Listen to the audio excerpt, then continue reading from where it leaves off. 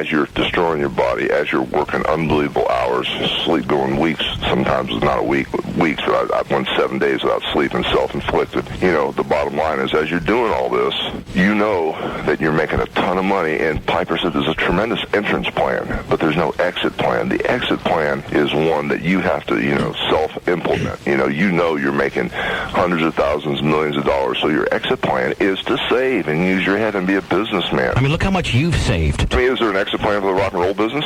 No. An exit plan for the radio business? No. There's not too many places that have a decent exit plan. Thank you. And this was Piper's last opportunity to make some money, and he effed it up completely. Yeah. Now, let me ask you a question. Will the business shoot the fans straight and say, we fired Rowdy for making an ass out of himself on TV? Well, you know what?